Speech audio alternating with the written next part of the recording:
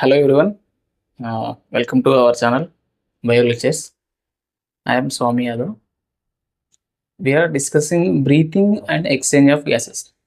So this is the continuation of previous lecture. మనం previous లెక్చర్లో respiratory passage వరకు చెప్పుకున్నాం. So the continuation is respiratory organs. Human respiratory సిస్టంలో respiratory organs. So ఒకవేళ in case if you are not seen the first video, నేను ఇక్కడ ఐకార్డ్లో link provide చేస్తా, లేదా డిస్క్రిప్షన్లో కూడా నేను I will provide the link. You can watch from there. Okay will move to the topic. Lungs.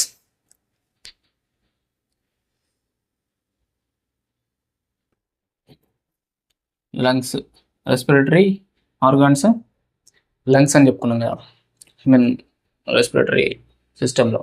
So lungs మనకు one pair of lungs ఉంటాయని చెప్పుకున్నాం. Okay, so one pair means ఒక జత. One pair of lungs we have. Okay, ఒకటేమో right side, ఒకటేమో left side. Okay, చూద్దాం అసలు. Okay, this is the trachea, right? So trachea divides into two primary bronchi, right? So ఈ primary bronchi divide అయ్యి లంగ్స్లోకి entry ఇస్తుంది.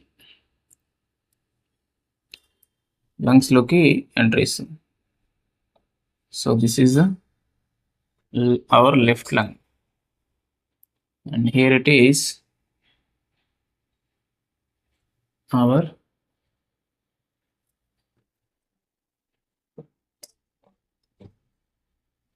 okay. Now the trachea divides into two primary bronchi గా divide అయ్యి అది lungs లోకి entry ఇస్తుంది. Okay, ఇది left lung.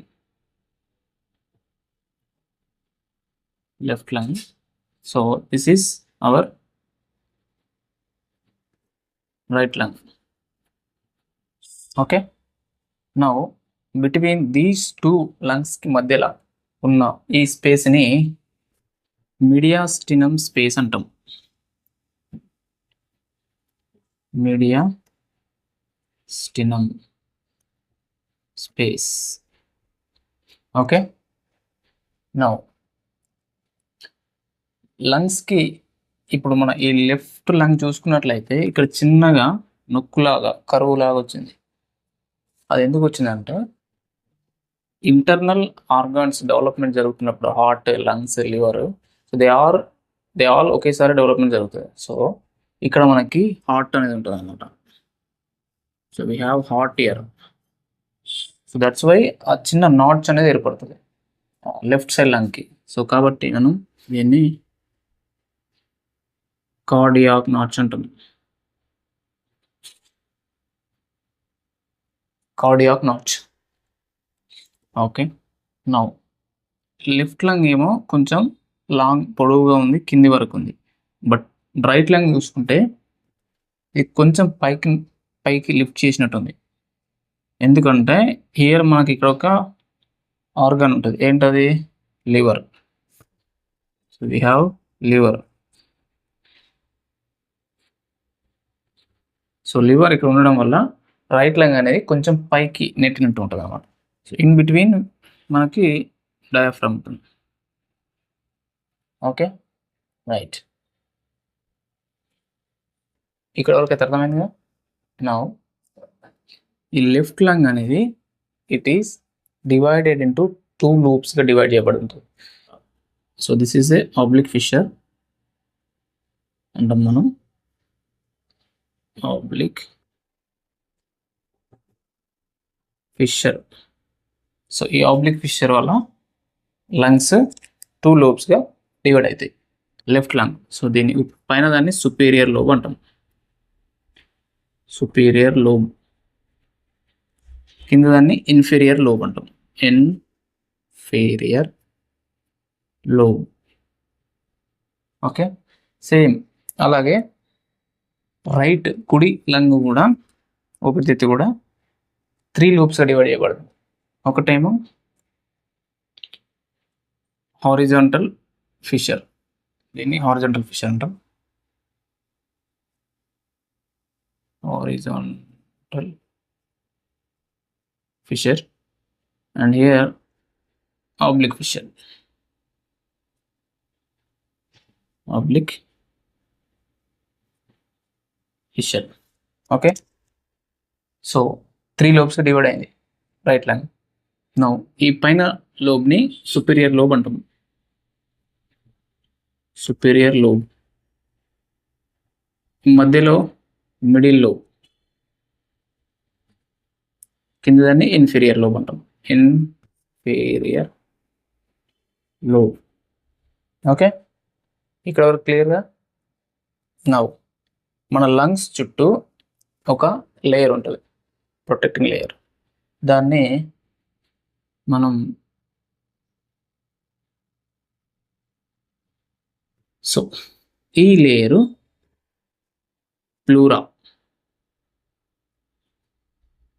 Plural membrane అని కూడా అంటాం. Pleural membrane. సో 2 సైడ్ 2 లంగ్స్కి ఉంటుంది. సో ఇది double membrane layer. So 2 layers ఉంటాయి ఈ మెంబ్రేన్కి, అర్థమైందిగా.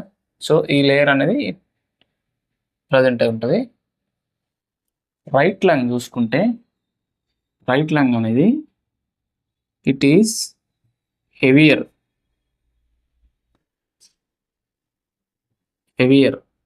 compared to the left lung and broader,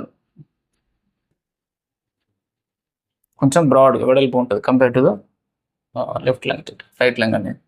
and shorter అంటే చిన్నగా కొంచెం దగ్గరికి ఉంటుంది అన్నట్టు లెఫ్ట్ లంగ్తో పోలిస్తే. సో ఈ రైట్ లంగ్ అనేది మనకు అప్రాక్సిమేట్లీ 625 grams వెయిట్ ఉంటుంది. ఓకే, నౌ రైట్ లంగ్ వచ్చేసరికి ఇది లాంగర్, పొడవుగా ఉంటుంది, లాంగ్ ఉంటుంది compare to the right lung, left lung ఉంది. సో ఈ కొంచెం లైట్ అంత వెయిట్ ఉండదు దానితో కంపేర్ చేస్తే. సో దీని యొక్క ఈ లంగ్ యొక్క వెయిట్ చూస్తే మనకు 565 grams ఉంటుంది అరౌండ్. ఓకే, నౌ ఇదివరకు క్లియర్ కదా. ప్లూరల్ మెంబ్రేన్ యొక్క లేయర్స్ గురించి చూద్దాం. ఓకేనా,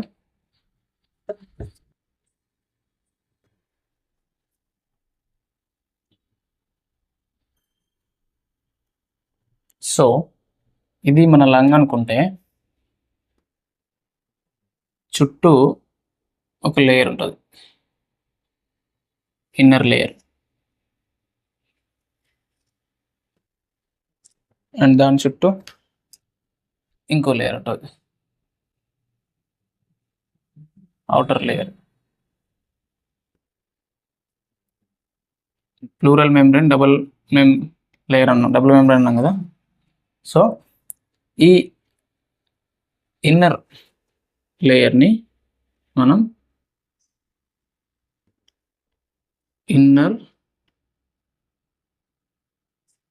విజరల్ లేయర్ అంటాం. ఓకే, నౌ ఈ అవుటర్ లేయర్ని outer parietal layer అంటాం. ఓకే, సో ఇన్ బిట్వీన్ ఈ 2 లేయర్స్కి మధ్యలో ఉన్న ఆ స్పేస్ని మనం ప్లూరల్ క్యావిటీ అంటాం. క్యావిటీ. సో ఈ ప్లూరల్ క్యావిటీలో మనకు ప్లూరల్ ఫ్లూయిడ్ ఉంటుంది. Plural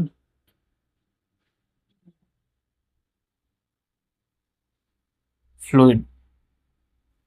so all no inside the lung యొక్క ఇన్సైడ్ ఉన్నదాన్ని మనం స్పేస్ని పల్మోనరీ క్యావిటీ అంటాం.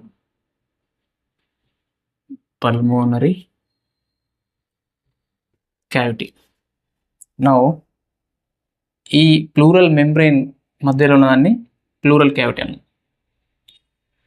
అయితే మనకు 3 రకాల క్యావిటీస్ ఉంటాయి. ఓకే, అవేంటో చూద్దాం. Cavity, first one is thoracic cavity. Thoracic cavity ఎక్కడ ఉంటుంది మనకు? ఈ లంగ్స్ ప్రజెంట్ అయి ఉంటాయి కదా ఇన్సైడ్. సో ఇది మనకు thoracic cavity. Then pulmonary cavity. So ఈ పల్మోనరీ క్యావిటీ అనేది inside the lung, inside lung. తర్వాత ప్లూరల్ క్యావిటీ.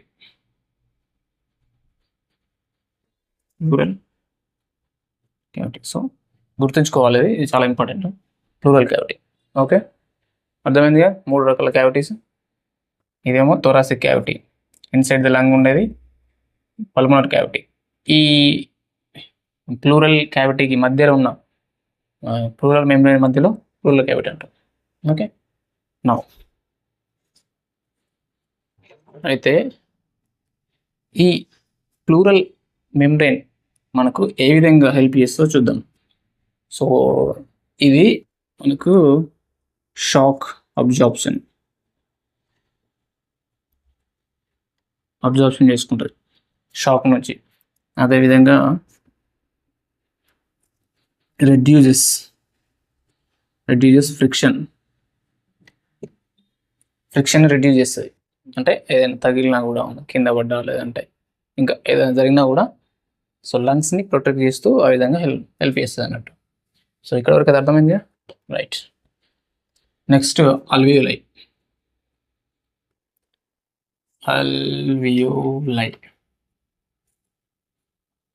సో అల్వియోలై యొక్క చూద్దాం డయాగ్రామ్ ఏ విధంగా ఉంటుంది చూడడానికి.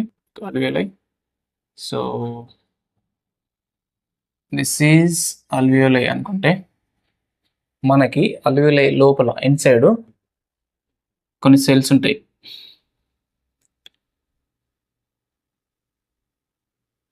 సో ఈ సెల్స్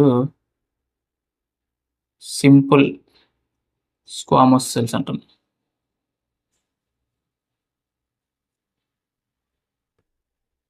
ఓకే, సో ఈ సెల్స్ని మనం suppose simple squamous cells, epithelium, simple squamous epithelium అంట. ఓకే, సో ఈ సెల్స్తో పాటు ఇంకో రకమైన సెల్స్ ఉంటాయి మనకు. అవి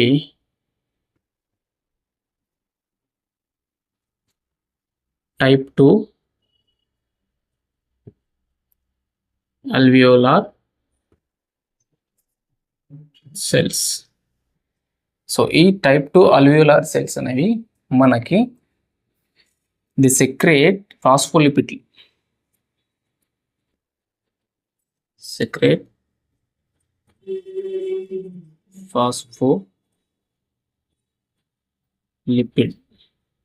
ఫాస్ఫోలిపిడ్ సెక్రేట్ చేస్తాయి. ఏంటో ఫాస్ఫోలిపిడ్ అంటే lecithin.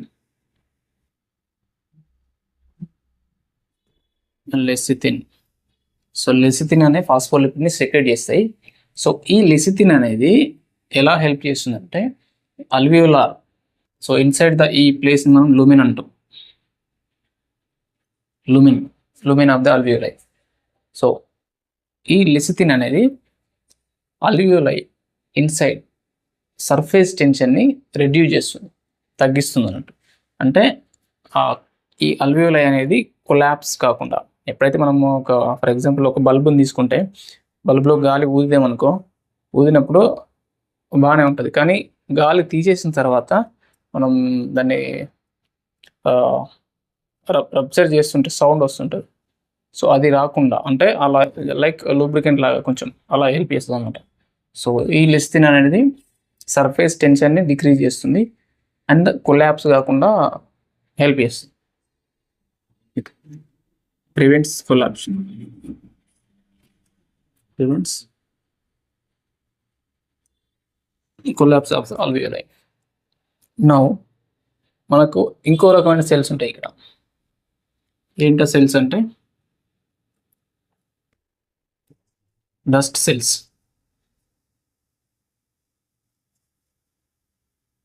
Dust cells. So these dust cells are immune సిస్టంలో వర్క్ చేస్తాయి. అంటే macrophages. Macrophage cells. So these cells are part of the immune system. So అవి ఏం చేస్తాయి అంటే చిన్న చిన్న డస్ట్ పార్టికల్ కానీ ఏమైనా వస్తే దే ఎంగల్ఫ్ అంటే తీసేసుకుంటాయి పార్ట్ని. ఫాగోసైటోసిస్ అంటే ఫాగోసైటోసిస్ అదనమాట. So this is how these dust cells help చేస్తాయి. మనకు గ్యాస్ ఎక్స్చేంజ్ అనేది ఇక్కడ జరుగుతుంది. ఫర్ సపోజ్ జస్ట్ సింపుల్గా చూపిస్తాను, విల్ డిస్కస్ ఫర్దర్ మోర్. ఇక్కడ వెజిల్ అనుకుంటే, బ్లడ్ వెజిల్ అనుకుంటే O2 CO2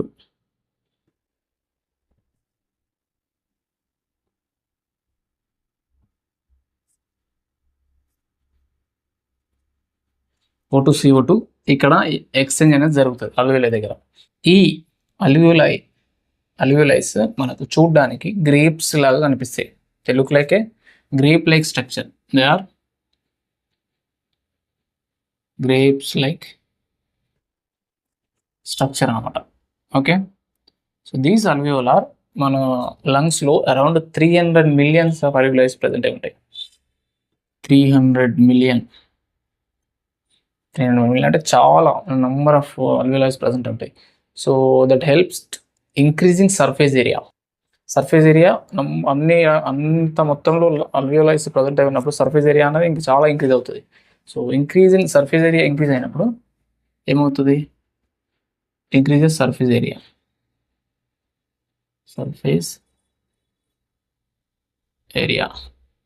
so that surface area increase అవ్వడం వల్ల గ్యాసెస్ ఎక్స్చేంజ్ అనేది ఎక్కువ జరుగుతుంది. ఎక్స్చేంజ్ ఆఫ్ గ్యాసెస్ ఎక్కువ జరుగుతుంది అనమాట. సో ఈ అల్వియోలైస్ అనేటివి they are highly vascular.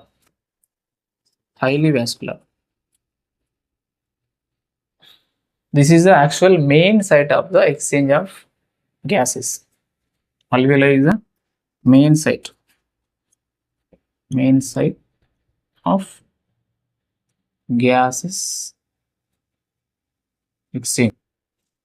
Terminal bronchiole దగ్గర కూడా మనకు అక్కడ కూడా ఎక్స్చేంజ్ జరుగుతుంది. టర్మినల్ బ్రాంకియోల్ నుంచి రెస్పిరేటరీ బ్రాంకియోల్ తర్వాత అల్వియోలర్ డక్ట్స్. సో అక్కడ నుంచి కూడా ఎక్స్చేంజ్ ఆఫ్ గ్యాసెస్ అనేది జరుగుతుంది. కానీ main site of the exchange of gases అనేది అల్వియోలై మాత్రం. సో అదొకటి గుర్తుపెట్టుకోవాలి. ఓకే, అర్థమైంది కదా ఇంతవరకు అయితే క్లియర్గా? ఇప్పుడు bones that are protect our lungs, మన లంగ్స్ని ప్రొటెక్ట్ చేసే బోన్స్ ఏంటని చూద్దాం. Okay, lungs protected by rib cage.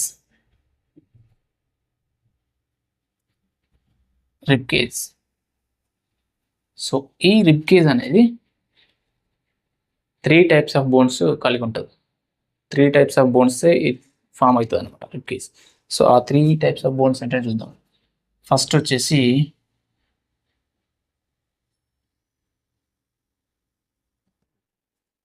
Thoracic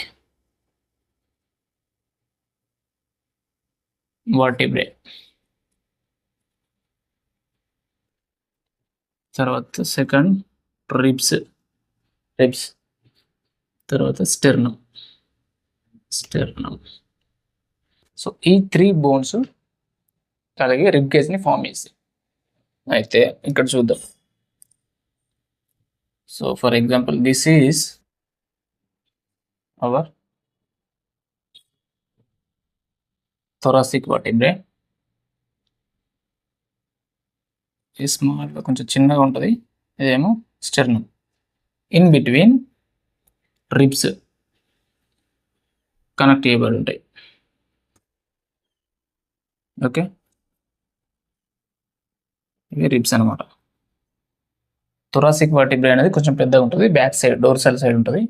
ఇదేమో వెంట్రల్ సైడ్ స్టెర్నమ్ ఉంటుంది. రిబ్స్ కనెక్ట్ చేస్తూ ఈ రెండింటిని కనెక్ట్ చేస్తూ రిబ్స్ ఉంటాయి. ఇన్ బిట్వీన్ లంగ్స్ ప్రొటెక్ట్ చేయబడతాయి అనమాట.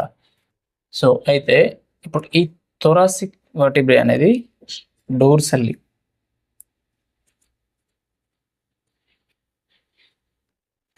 ప్రజెంట్ అయి ఉంటుంది. స్టెర్నమ్ అనేది ventral side, ribs lateral side present అయి ఉంటాయి. సో ఇదొకటి గుర్తుపెట్టుకోవాలి. ఈజీగా గుర్తుపెట్టుకోవడానికి థొరాసిక్ వర్టిబ్రే అనేది డోర్సల్లీ ప్రజెంట్ అయి ఉంటుంది. స్టెర్నమ్ అనేది వెంట్రల్లీ, రిబ్స్ ఏమో లాటరల్ ప్రజెంట్ ఉంటాయి. డోర్సల్ అంటే వెనక side, back side of, ventral అంటే ముందు సైడ్, ఇన్ బిట్వీన్ లాటరల్, ఈ సైడ్ మనం లాటరల్ అంటాం అన్నమాట. ఓకే, సో దిస్ ఈజ్ ఈ రిబ్ కేజ్ అనేది లంగ్స్ని ప్రొటెక్ట్ చేస్తాయి. Right, moving now. బ్రీతింగ్ అనేది 2 స్టేజ్లో ఇన్వాల్వ్ అయి ఉంటుంది. సో బ్రీతింగ్ ఇన్వాల్వ్స్ 2 స్టేజెస్, అది ఇన్స్పైరేషన్ అండ్ ఎక్స్పైరేషన్. అది ఏందో చూద్దాం. ఓకే, బ్రీతింగ్ ఒకటి, ఇన్స్పైరేషన్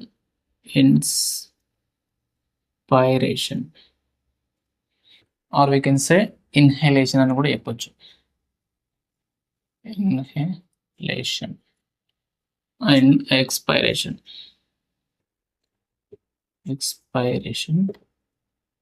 or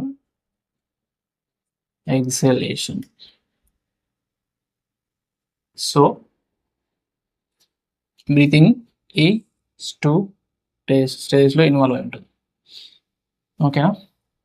నో, ఇన్స్పైరేషన్ అంటే మనం ఆల్రెడీ డిస్కస్ చేసుకున్నాం. Inspiration taking in air, expiration అంటే రిమూవ్ అవుట్ ఆర్ ఎక్సేల్లో ఎయిర్, అంత సింపుల్.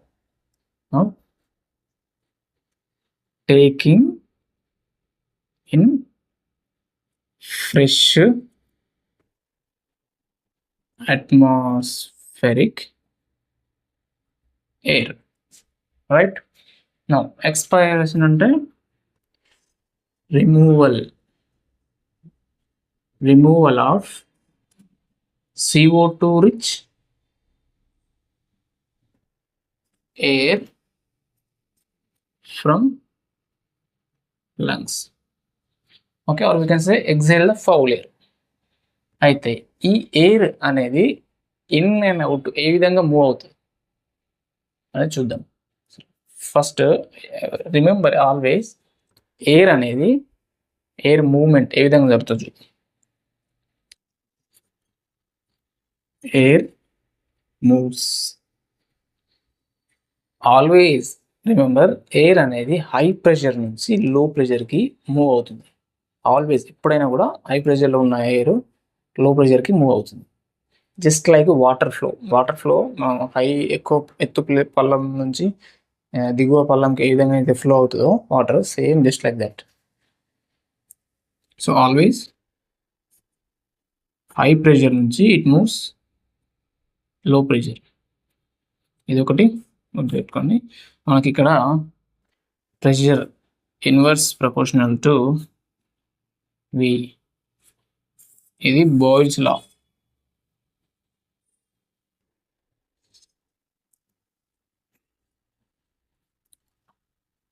ఓకే, అర్థమైందా? చూద్దాం ఇన్ డీటెయిల్గా next.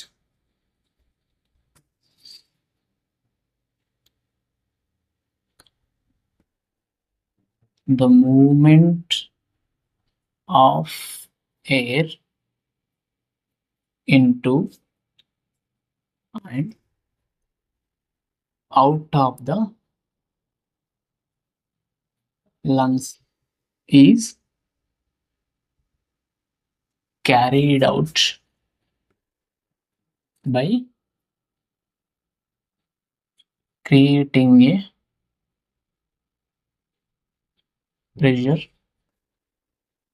gradient between lungs and atmosphere. Okay,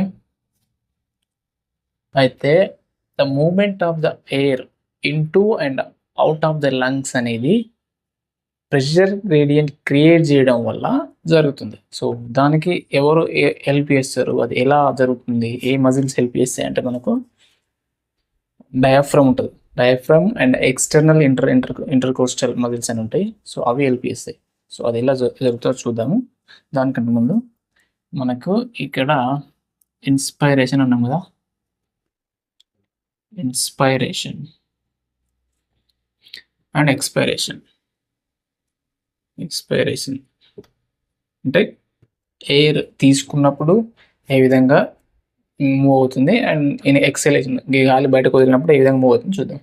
ఇన్స్పైరేషన్లో for suppose, so this is our lung అనుకుంటే, atmosphere బయట అట్మాస్ఫియర్లో ప్రెషర్ అనేది ఎక్కువ ఉంది. సో ప్రెషర్ ఎక్కువ ఉంటే, ఎయిర్ ప్రెషర్ ఎక్కువ ఉంటే ఏమవుతుంది, it will move inside the lung. So ఇక్కడ ప్రెషర్ అనేది తక్కువ ఉంది, రైట్. సో ప్రెషర్ తక్కువ ఉండి ఎయిర్ ఇన్సైడ్ మూవ్ అయినప్పుడు ఏమవుతుంది, వాల్యూమ్ అనేది ఇంక్రీజ్ అవుతుంది, right. Same as like that ఇక్కడ ఇది మన లంగ్స్ అనుకుంటే, ఇన్సైడ్ ద లంగ్ ప్రెషర్ అనేది ఎయిర్ ప్రెషర్ ఎక్కువ ఉన్నప్పుడు air will move outside, right. So pressure బయట ప్రెషర్ అనేది తక్కువ ఉన్నప్పుడు తక్కువ ఉంటుంది కాబట్టి, సో దెన్ ద వాల్యూమ్ ఏమవుతుంది, ఎయిర్ బయటకు మూవ్ అయినప్పుడు వాల్యూమ్ డిక్రీజెస్, వాల్యూమ్ అనేది డిక్రీజ్ అవుతుంది. ఇక్కడ మనం P inverse proportional to V, or we can say P into V అని కూడా చెప్పొచ్చు. ఓకే, ఇది అర్థమైందిగా. సో ఎయిర్ అనేది ఊపిరితిత్తుల్లోకి, లంగ్స్ లోపలికి బయటకి అది ఏ విధంగా మూవ్ అవుతుంది, అలా మూవ్ అవడానికి ఏ మజిల్స్ హెల్ప్ చేస్తాయి అనేది చూద్దాం.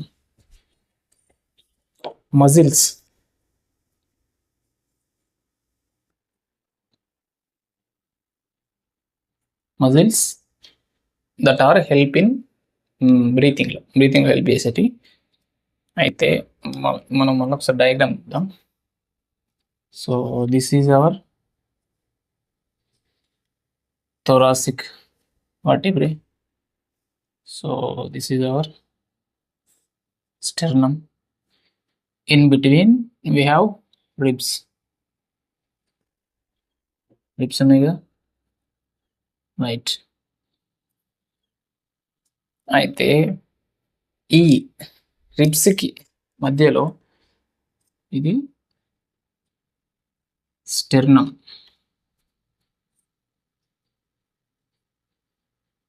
thoracic vertebrae, ribs. ఓకే, ఈ రిబ్స్కి మధ్యలో మనకు కొన్ని మజిల్స్ ప్రజెంట్ అయి ఉంటాయి. అవి ఇలా బయట సైడ్ క్రాస్గా ఉండే ఈ మజిల్స్ని మనం ఎక్స్టర్నల్ ఇంటర్కోస్టల్ మజిల్స్ అంటాం. అదేవిధంగా లోపల సైడ్ ఉంటాయి ఈ మజిల్స్కి, లోపల సైడ్ ఆపోజిట్లో క్రాస్ ఉంటాయి, వాటిని ఇంటర్నల్ ఇంటర్కోస్టల్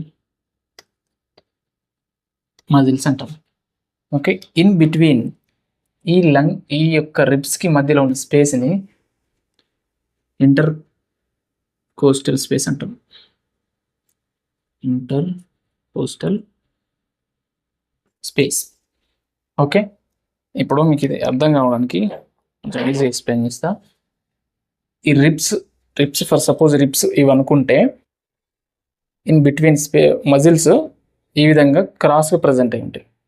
అంటే ఈ బయట సైడ్ ఉన్న మజిల్ని ఎక్స్టర్నల్ ఇంటర్కోస్టల్ మజిల్ అంటాం. అది తీసేస్తే మనకు లోపల సైడ్ ఈ విధంగా క్రాస్ ఉంటుంది, అది ఇంటర్నల్ ఇంటర్కోస్టల్ మజిల్ అవుతుంది. అర్థమైందా? సో అంటే రిబ్స్కి మధ్యలో ఆపోజిట్లో 2 టైప్స్ ఆఫ్ మజిల్స్ ప్రజెంట్ ఉంటాయి. నేను ఇమేజ్ ప్లే చేస్తే ఇక్కడ మీకు అర్థం కావడానికి. మనకి ఇక్కడ డయాఫ్రమ్ ఉంటుంది, రైట్? డయాఫ్రమ్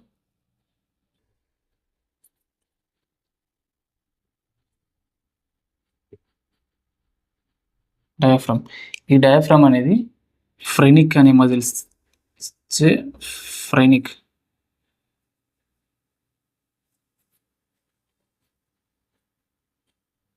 అని మజిల్స్ ఉంటాయి డయాఫ్రమ్లో. ఈ ఫ్రెనిక్ అనే మజిల్స్ బ్రీతింగ్లో హెల్ప్ చేస్తాయి. అయితే ఇక్కడ ఎక్స్టర్నల్ ఇంటర్కోస్టల్ మజిల్స్ ఉన్నాయి కదా, ఎక్స్టర్నల్ ఇంటర్కోస్టల్ మజిల్స్ ప్లస్ ఈ ఫ్రెనిక్ మజిల్ ఈ డయాఫ్రమ్ మజిల్స్, ఈ రెండు కలిపి మనకు నార్మల్ ఇన్హలేషన్లో హెల్ప్ చేస్తాయి. Normal inhalation and internal intercostal muscles ఉన్నాయి కదా, internal intercostal muscles and abdominal muscles ఉంటాయి మనకు. అబ్డామినల్ మజిల్స్ అంటే మనం డయాఫ్రమ్కి కింది సైడ్ ఉండే muscles, abdominal muscles. So these both are మనం ఫోర్స్ఫుల్ ఎక్స్పైరేషన్లో హెల్ప్ చేస్తాయి. ఫోర్స్ఫుల్ ఎక్స్పైరేషన్లో హెల్ప్ చేస్తాయి. సో ఈ external intercostal muscles, internal intercostal muscles, ఈ మజిల్స్ మనం ఇన్స్పైరేషన్ చేసినప్పుడు ఎక్స్పైరేషన్ చేసినప్పుడు ఏ విధంగా హెల్ప్ చేస్తాయి, ఏ విధంగా మూవ్ అవుతాయి అనేది చూద్దాం.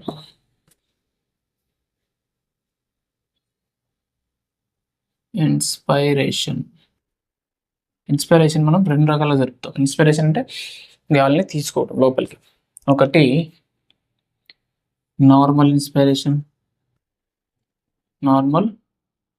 ఇంకోటి ఫోర్స్ఫుల్. ఫస్ట్ నార్మల్ ఇన్స్పైరేషన్లో మనకు 2 రకాల మజిల్స్ హెల్ప్ చేస్తాయి. అవి డయాఫ్రమ్ మజిల్, ఏది phrenic muscles and external intercostal muscles. External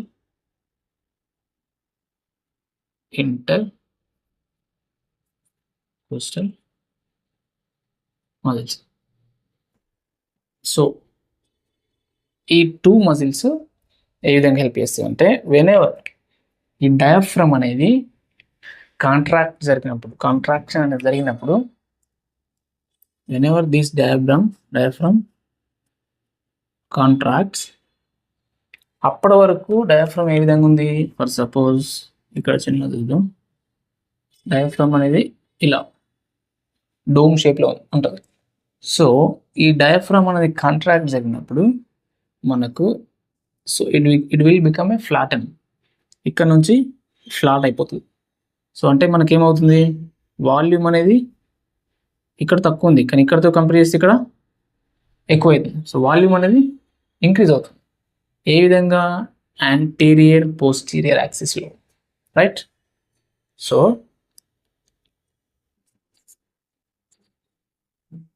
diaphragm flat అయిపోతుంది. సో డయాఫ్రమ్ ఫ్లాట్ అయిపోయిందంటే, so it increases thoracic cavity anterior posterior యాక్సిస్లో ఇంక్రీజ్ చేస్తుంది. యాంటీరియర్ అంటే హెడ్ పైన సైడు, పోస్టీరియర్ అంటే ఫీట్ పాదాల సైడ్. ఓకే, థొరాసిక్ క్యావిటీని ఇంక్రీజెస్ యాంటీరియర్ పోస్టీరియర్ యాక్సిస్లో. సో దానివల్ల ఏమవుతుంది, వాల్యూమ్ అనేది ఇంక్రీజ్ అవుతుంది. సో వాల్యూమ్ ఇంక్రీజ్ అయితే ప్రెషర్ డిక్రీజ్ అవుతుంది. ప్రెషర్ అనేది డిక్రీజ్ అవుతుంది. ప్రెషర్ డిక్రీజ్ అవుతుంది ఏమవుతుంది, air will move in, air అనేది లంగ్స్లోకి మూవ్ అవుతుంది. అర్థమైందిగా. ఇప్పుడు వెనెవర్ డయాఫ్రమ్ కాంట్రాక్ట్ జరిగినప్పుడు డయాఫ్రమ్ బికమ్స్ ఫ్లాట్ అండ్ అప్పటిదాకా కరువు లాగా ఉన్న డోమ్ షేప్లో ఉన్న డయాఫ్రమ్ అనేది ఫ్లాట్ అయిపోతుంది. అది ఫ్లాట్ అయిపోతే థొరాసిక్ క్యావిటీ అంటీరియర్ పోస్టీరియర్ యాక్సిస్లో ఇంక్రీజ్ అవుతుంది. ఇంక్రీజ్ అవ్వడం వల్ల వాల్యూమ్ అనేది ఎక్కువ అవుతుంది, థొరాసిక్ క్యావిటీ యొక్క వాల్యూమ్ ఎక్కువ అవుతుంది. సో దెన్ ఏమవుతుంది, వాల్యూమ్ ఇంక్రీజ్ అయితే ప్రెషర్ డిక్రీజ్ అవుతుంది. ప్రెషర్ డిక్రీజ్ అయితే air will move in, right. ఇక్కడ చూద్దాం, external intercostal muscle. So whenever these external intercostal muscle contracts, ఈ external intercostal muscle contraction అనేది జరిగినప్పుడు, సో రిబ్ కేజ్ ఏదైతే రిబ్ కేజ్ ఉందో, సో రిబ్ కేజ్ ఎలివేషన్ అనేది అంటే కొంచెం పైకి వస్తుంది అన్నట్టు, పైకి బయట సైడ్కి వస్తుంది rib cage. So it elevate rib cage upward and outward, అంటే బయటకి పైనకి. So it elevate rib cage upward and outward. అది ఏ విధంగా, dorsal ventral side, dorsally ventral. ఇప్పుడు బ్యాక్ సైడ్ డోర్సల్ అనగా ఫ్రంట్ సైడ్ వెంట్రల్గా, సో డోర్సల్ వెంట్రల్లీ ఎలివేట్ అవుతుంది. అండ్ అప్వార్డ్ పైన కూడా డోర్సల్లీ వెంట్రల్లీ ఎలివేట్ చేస్తుంది. నో ఎలివేట్ అయినప్పుడు వాల్యూమ్ అనేది ఇంక్రీజ్ అవుతుంది. వాల్యూమ్ ఇంక్రీజ్ అయితే ప్రెషర్ డిక్రీజ్ అవుతుంది. ప్రెషర్ డిక్రీజ్ అయితే ఎయిర్ విల్ మూవ్ ఇన్, అంతే. ఎయిర్ విల్ మూవ్ ఇన్, లంగ్స్లోకి ఎయిర్ మూవ్ అవుతుంది. అర్థమవుతుంది. So external intercostal muscles contract జరిగినప్పుడు ఇట్ ఎలివేట్స్ ద రిబ్ కేజ్ని ఎలివేట్ చేస్తుంది టువర్డ్స్ అప్వర్డ్ అండ్ అవుట్వర్డ్, బయట సైడ్కి అండ్ పైన సైడ్కి. ఇలా గాలి తీసుకున్నప్పుడు రిబ్ కేజ్ అనేది ఎలివేట్ అవుతుంది. సో అలా. సో దెన్ అది డోర్సెల్. ఇందాకనేమో మనకు డయాఫ్రామ్ ఏమో యాంటీరియర్ పోస్టీరియర్లో ఆ క్యావిటీ ఇంక్రీజ్ అయింది. సో ఈ external intercostal muscles rib cage elevate అవ్వడం వల్ల డోర్సల్లీ వెంట్రల్లీ వాల్యూమ్ అనేది ఇంక్రీజ్ అవుతుంది. సో వాల్యూమ్ ఇంక్రీజ్ అయితే ప్రెషర్ తగ్గుతుంది. ప్రెషర్ తగ్గితే ఎయిర్ విల్ మూవ్ ఇన్, అదనమాట. నో ఫోర్స్ఫుల్ ఇన్స్పిరేషన్ చూద్దాం.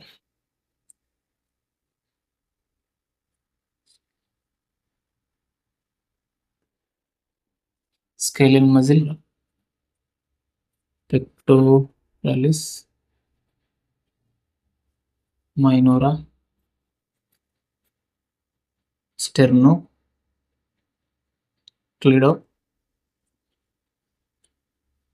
Sternocleidomastoid muscles. సో మనకు ఫోర్స్ఫుల్ ఇన్స్పిరేషన్లో ఎప్పుడైతే ఫోర్స్ఫుల్ ఇన్స్పిరేషన్ చేసినప్పుడు ఈ 3 మజిల్స్ హెల్ప్ చేస్తాయి. అది ఎలా అంటే, దీస్ 3 మజిల్స్ కాంట్రాక్ట్ అయినప్పుడు రిబ్ కేజ్ అనేది it will elevate more. So it will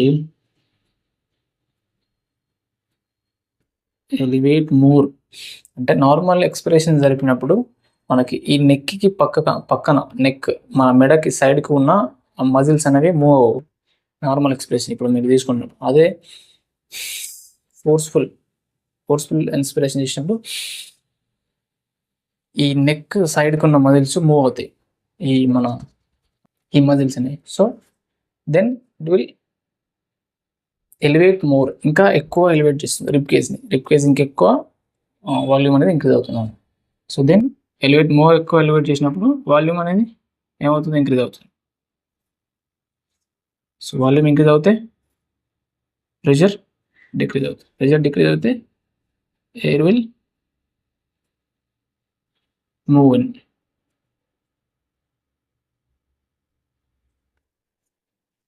అదన్నట్టు అర్థమైంది. సో ఈ 3 టైప్స్ ఆఫ్ మజిల్స్ ఫోర్స్ఫుల్ ఇన్స్పిరేషన్లో హెల్ప్ చేస్తాయి. So okay, now expiration.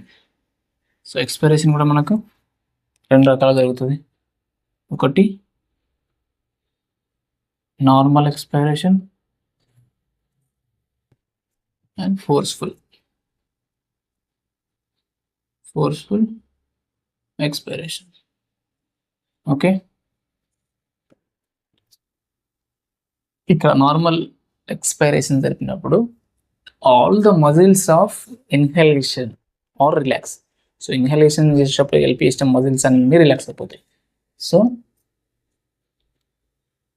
All the muscles of inhalation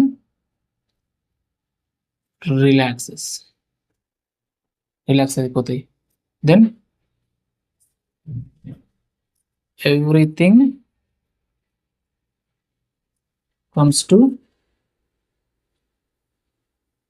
normal position. So everything comes to normal position. Then ఏమవుతుంది, volume అనేది decrease అవుతుంది. Volume decrease అవుతే pressure increase అవుతుంది. Pressure increase అవుతే air will move out.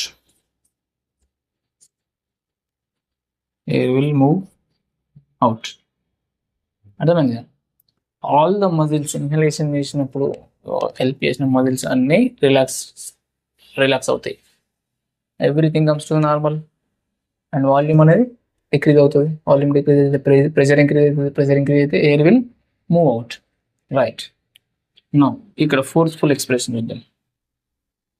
Internal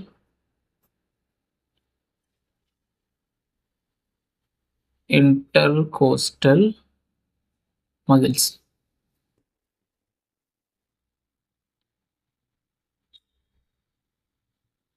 abdominal muscles.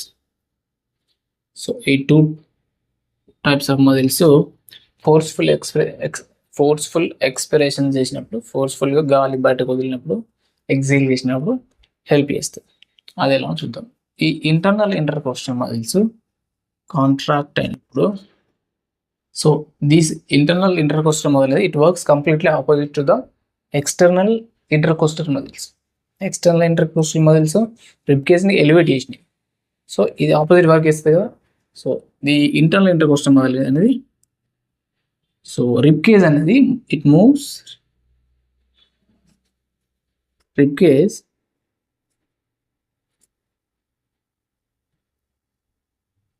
Inward and downward. Rib cage అనేది అప్పటిదాకా elevate అయి ఉన్న rib cage inward and downward అంటే కిందికి అవుతుంది అన్నట్టు. సో దెన్ ఏమవుతుంది, వాల్యూమ్ డిక్రీజ్ అవుతుంది. Decreasing in volume. Then volume decrease అయితే ప్రెషర్ అనేది ఇంక్రీజ్ అవుతుంది. ప్రెషర్ ఇంక్రీజ్ అయితే air will move out. Now abdominal muscles. Whenever these abdominal muscles contraction జరిగినప్పుడు, so they will push up viscera అంటే for suppose, so this is our abdominal muscle అన్నాము. So ఇది మన diaphragm. So visceral muscles, abdominal muscles ఇక్కడ ఉంటాయి. So this విజరా అంటే మన abdominal మజిల్లో ఉండే ఇంటర్నల్ ఆర్గన్స్ అన్నమాట. సో ఈ మజిల్స్ దిస్ విజరా పుష్ అప్వర్డ్ అనమాట, పైన సైడ్ పుష్ చేస్తాయి. అప్పుడు ఈ డయాఫ్రమ్ అనేది it will again move to ఈ ఆర్చ్ అనేది ఇంక్రీజ్ అవుతుంది. సో ద కర్వ్ అనేది డయాఫ్రమ్ యొక్క curve it will more increase అవుతుంది. సో ఇది పుష్ అవుతుంది, పైన సైడ్ పుష్ చేస్తుంది కదా. సో అట్లా అనమాట. So when ever these abdominal muscle contract, so it push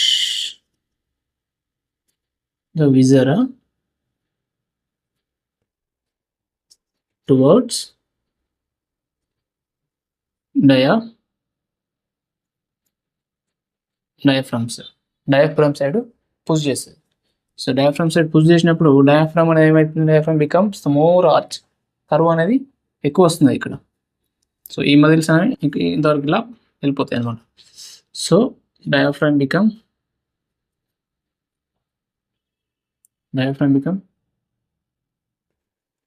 more arch లాగా అయిపోతుంది, కర్వ్ అనేది ఎక్కువ వస్తుంది డయాఫ్రమ్. దాని ఏమవుతుంది, వాల్యూమ్ అనేది డిక్రీజ్ అవుతుంది. వాల్యూమ్ డిక్రీజ్ అవుతే ప్రెషర్ ఇంక్రీజ్ అవుతుంది. Air will move out.